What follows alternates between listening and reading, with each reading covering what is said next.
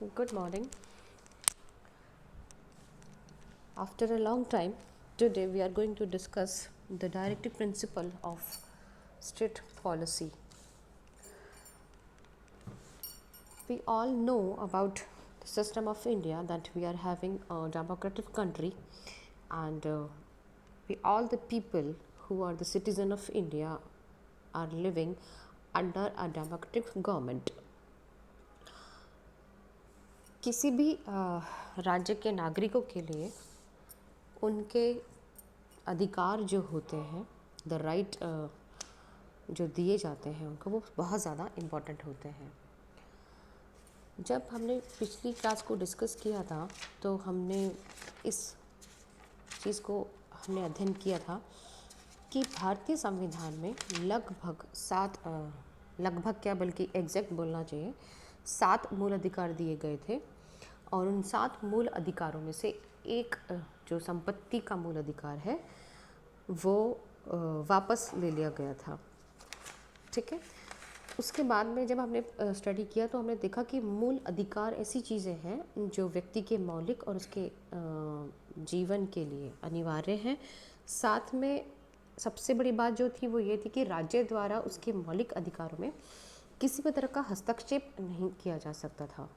भारत का जो कॉन्स्टिट्यूशन है उसमें जो मूल अधिकार दिए गए हैं उसमें सबसे जो हमने इम्पॉर्टेंट चीज़ें अधिकार जो डिस्कस किए थे उसमें अनुच्छेद 15, अनुच्छेद 17, अनुच्छेद 18, अनुच्छेद 19 से 22 और अनुच्छेद 20 का हम अध्ययन कर चुके थे। अनुच्छेद 22 भी हमने स्टडी कर लिया था। उसका मूल अधिकार का जो बाकी हिस्सा है निवारक निरोध, वो हम नोट्स के द्वारा स्टडी करेंगे। आज हम अध्ययन करने जा रहे हैं राज्य के नीति निर्देशक तत्व। आई नो दैट कि ये आपके लिए बहुत नई चीज़ होगी, क्योंकि नई क्लास होती है, नए सब्जेक्ट्स होते हैं, नए चैप्टर्स होते हैं। तो ये जो चैप्टर है the directive principles of state policy, राज्य के नीति के निर्देशक तत्व, ये भी आपके लिए नई चीज़ है। भारत का जो संविधान है उसमें एक बहुत बड़ी विशेषता है। भारत के कॉन्स्टिट्यूशन में इस बात की कोशिश की गई है कि समाज का कोई भी वर्ग या कोई भी एक व्यक्ति उसके मूल अधिकारों से वंचित ना हो। साथ में ये प्रतिनिधित्व किया गया है कि जो राज्य नाम की संस्था है या जो हमारा राज्य है, किसी भी व्यक्ति के साथ में या किसी भी लाइफ के साथ में किसी भी तरह की असमानता का प्रयोग ना करें।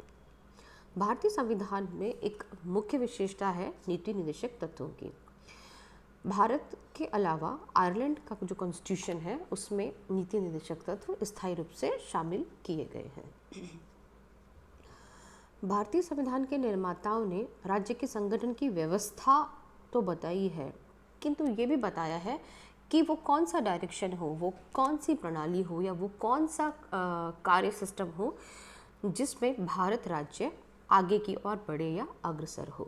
कहने का मतलब ये हुआ है कि भारत का जो संविधान निर्माण हुआ या जो कॉन्स्टिट्यूशन को बनाने वाले लोग थे, उनका मूल लक्ष्य ये था कि हम भारत में किसी डिक्टेटरशिप वाले कंट्री की स्थापना ना करें या किसी अधिनायक तंत्र की स्थापना ना करें, बल्कि हम एक ऐसे लोक कल्याणकारी राज्य की स्थापना करें जिसके अंतर्गत समस्त व्यक्तियों का विकास हो। और इसीलिए भारत के निर्माताओं का लक्ष्य था कि भारत में एक लोक कल्याणकारी राज्य की स्थापना की जाए।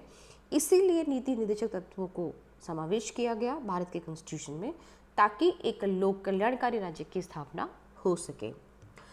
लोक कल्याणकारी राज्य का मूल जो मोटिव होता है, जो लोक कल्याणकारी राज्य की मूल विशेषता होती है, उसका मोटिव ये होता है कि उसकी ज़्यादा से ज़्यादा जो योजनाएं हैं, जो ज़्यादा से ज़्यादा उसके पास रिसोर्सेज हैं या ज़्यादा से ज़्यादा जो उसके पास में मैनेजमेंट है, उसका इस्तेमाल एक आम नागरिक जो सबसे नीचे है, जो सबसे माइनर स्टेज पर रह रहा है, उसको भी हम लाइफ दे सकें, उसके जीवन को सेफ रख सकें और उसका विकास कर सकें। हमारे लिए नीति निर्देशक तत्व भारत के नागरिकों को स्वतंत्रता, समानता और न्याय प्रदान कराने के लिए एक ऐसे आदेश हैं जिनकी क्रियान्विति अगर राज्य करता है तो हम एक ऐसे समाज की स्थापना कर सकते हैं जिसे गांधी जी ने राम राज्य का नाम दिया है। ये नीति निर्देशक तत्व लगभग राज्य के लिए नैतिकता के सूत्र हैं और जो देश को स्वस्थ व वास्तविक प्रजातंत्र की स्थापना की ओर लेकर जाते हैं। इन तत्वों की प्रकृति के संबंध में कॉन्स्टिट्यूशन की 37वीं धारा में कहा गया है कि इस भाग में दिए गए उपबंधों को किसी भी न्यायालय द्वारा बाध्यता नहीं दी जा सकती है। कहने का मतलब ये है कि किसी भी न्यायालय के द्वारा हम बाध्य नहीं कर सकते हैं कंट्री को या हमारे भारत देश को कि वो इन चीज़ों को पूरा करे, लेकिन इसमें दिए हुए जो तत्व हैं वो देश के शासन के मूलभूत हैं और विधि निर्माण में इन तत्वों का प्रयोग किया जाना राज्य का एक कर्तव्य होगा। जी.एन. जोशी जी का कहना है कि इन निर्देशक तत्वों का विधानमंडलों को कानून बनाते समय और कार्यपालिका को इन कानूनों को लागू करते समय ध्यान रखना चाहिए। ये उस नीति की ओर संकेत है जिसका अनुकरण संघ और राज्य दोनों को करना चाहिए। When we talk about the federal system, when we talk about the state system, so दोनों ही जो सिस्टम्स हैं उनकी ये ड्यूटी बनती है, उनका एक ये मोटिव होना चाहिए कि हर व्यक्ति को they can give the similarity, they can give the independency, they give the freedom and they can give the justice also। चाहे केंद्र की सरकार हो या राज्य की सरकार हो, दोनों ही सरकारों का एक मोटिव होना चाहिए या एक ड्यूटी होनी चाहिए कि वो हर व्यक्ति में समानता, स्वतंत्रता और न्याय की भावना का समावेश कर सके। नंदी का कथन है कि नीति निर्देशक तत्व ऐसे आदेश के रूप में है जो संविधान द्वारा राज्य को दिए गए हैं।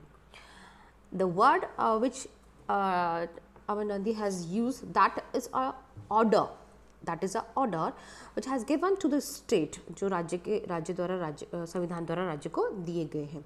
जब आदेश की बात होती है इसका मतलब ये हुआ कि जो राज्य है वो इनका उल्लंघन नहीं कर सकता या इनको क्रिएटिव करने में अपनी पूरी क्षमताओं का इस्तेमाल करेगा। मूल अधिकार और नीति निर्देशक तत्व का फंडामेंटल डिफरेंस। जब हमने मूल अधिकार की स्टडी की थी तो हमने सुप्रीम पावर या सुपर पावर का एक पार्ट देखा था कि न्यायालय के द्वारा नीति अधिकारों का पालन यदि व्यक्ति को नहीं मिलते हैं तो वो न्यायालय की शरण में जा सकता है। किंतु मूल अधिकार और नीति निर्देशक तत्वों के बीच में बहुत बड़ा एक मूलभूत अंतर है। सबसे पहली बात तो ये कि जो मूल अधिकार है वो न्याय के योग्य है। न्याय के योग्य है का मतलब ये हुआ कि मूल अधिकार का यदि कोई उल्लंघन करता है, यदि कोई भी कानून मूल अधिकारों के अगेंस्ट में बनाया जाता है तो अनुच्छेद 32 के अनुसार सर्वोच्च न्यायालय तथा उच्च न्यायालय को अधिकार दिया गया है कि वे मूल अधिकारों को कार्यान्वित करने के लिए उचित कार्रवाई करें। ठीक है, और ये जो न्यायालय है उनका उल्लंघन नहीं किया जा सकता है, लेकिन यदि कोई कानून निर्देशक सिद्धांतों के प्रतिकूल है तो उसे अवैध ठहराया नहीं जा सकता। फॉर एग्जाम्पल, हम ये देखते हैं कि रोजगार प्रदान करने का जो कार्य है, जो रोजगार दिए जाने का कार्य है वो राज्य करता है, किंतु कंपलसरी नहीं है कि ये ज़रूरी नहीं है कि हर व्यक्ति को राज्य रोजगार दे। जो व्यक्ति योग्यता रखेगा, जो व्यक्ति परीक्षा को फेस करेगा, जो व्यक्ति इंटरव्यू को फेस करेगा या जो व्यक्ति कैपेबिलिटी रखेगा वो उस एग्ज़ाम को फाइट करने के बाद में रोजगार प्राप्त कर सकता है।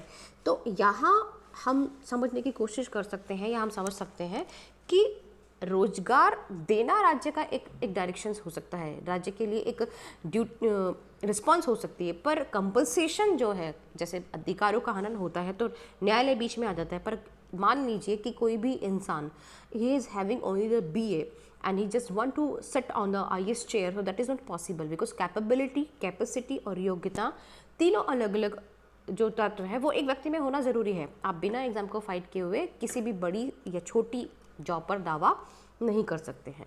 दूसरी बात, मूल अधिकार जो है वो निषेधात्मक होते हैं जबकि जो निर्देशक तत्व है वो सकारात्मक है। कहने का मतलब ये है कि मूल अधिकार राज्यों के लिए निषेध आज्ञा है कि राज्य ऐसा कुछ भी ऐसा काम नहीं कर सकता जिसके द्वारा किसी भी व्यक्ति के नागरिकों के मूल अधिकारों का हनन होता है। जबकि जो नीति निर्देशक जो तत्व है बेसिकली वो कुछ सकारात्मक घोषणाएं हैं जो राज्य के लिए की गई है। मूल अधिकार में कुछ निषेधाज्ञाएं हैं, कुछ वे राज्य को करने से रोकते हैं। मूल अधिकार जो है वो राज्य को कुछ करने से रोकते हैं, जबकि नीति निर्देशक तत्व राज्य को कुछ सकारात्मक डायरेक्शंस देते हैं और उसका जो कर्तव्य है, उसकी जो ड्यूटी है कि राज्य वैसा करेगा ही, ऐसा उसमें सुनिश्चित नहीं है। मूल अधिकार जो बेसिकली फंडामेंटली हम देखते हैं तो वो व्यक्तियों के लिए है, नागरिकों के लिए है, जबकि नीति निर्देशक तत्व आर्थिक लोकतंत्र और सामाजिक न्याय पर आधारित एक व्यवस्था स्थापित करने के लिए राज्य के लिए मात्र एक डायरेक्शन मात्र है। एंड सबसे लास्ट जो हम बात करते हैं वो है कि मूल अधिकारों द्वारा राजनीतिक लोकतंत्र की स्थापना की जाती है। नीति निर्देशक तत्वों द्वारा उस सामाजिक और आर्थिक लोकतंत्र पर आधारित व्यवस्था की स्थापना की कोशिश की जाती है। हम मूल अधिकारों की बात करते हैं तो राजनीतिक लोकतंत्र बनता है क्योंकि हम वोट का पावर रखते हैं, हम सरकार को बनाने का पावर रखते हैं। सरकार यदि गलत काम करती है या सरकार किसी अगेंस्ट लॉ की बात करती है तो हम उसको हटाने का पावर रखते हैं। किंतु जब यदि नीति निर्देशक तत्वों की बात करते हैं तो वो सिर्फ आर्थिक लोकतंत्र और सामाजिक न्याय पर आधारित व्यवस्था को बनाए रखने या उसको निर्मित करने में मदद करने का काम करती है। इन दोनों में विरोधात्मक स्थिति होने के बावजूद भी जो मूल अधिकार और निर्देशक तत्व हैं वो एक दूसरे के पूरक हम मान सकते हैं या माने जा सकते हैं, क्योंकि इनमें परस्पर विभेद नहीं हो सकता। विभेद इसलिए नहीं हो सकता क्योंकि आर्थिक सुरक्षा संबंधी निर्देशक तत्व यदि है तो वो सारे राज्य के लिए सेम है, वो समाज में एक आर्थिक व्यवस्था सुनिश्चित करना चाहते हैं। दूसरी बात, जब हम बात करते हैं सामाजिक हित की तो निर्देशक तत्व है वो एक सामाजिक व्यवस्था की स्थापना करना चाहते हैं। प्राचीन स्मारकों की रक्षा संबंधी जो निर्देशक तत्व है वो उन चीज़ों की रक्षा के लिए हमें प्रेरित करते हैं जो इस नेशन की प्रॉपर्टी है। अंतर्राष्ट्रीय शांति और सुरक्षा से संबंधित जो निर्देशक तत्व है वो हमें इस बात की जानकारी देते हैं कि हमारे लिए वसुधैव कुटुंब कितना मायने रखता है। नीति निर्देशक तत्व और मूल अधिकार जो बेसिकली एक दूसरे से विरोधी हमें प्रतीत होते हैं वो एक दूसरे के विरोधी नहीं होकर के एक दूसरे के पूरक हैं। हम ये मान सकते हैं कि ये वो दोनों संरचनाएं हैं या वो दो धाराएं हैं जो एक कानूनी रूप से व्यक्ति को सुरक्षा प्रदान करती है, और दूसरी धारा वो धारा है जो एक राज्य को प्रेरित करती है कि वो कैसे एक सामाजिक, आर्थिक और समरसतापूर्ण समाज का निर्माण कर सकता है या आर्थिक सामाजिक समाज का निर्माण होना चाहिए। आज के लिए इतना। अगली क्लास में हम डिस्कस करेंगे इसके आगे की जो जानकारी है या जो नीति है उसको। Thank you very much.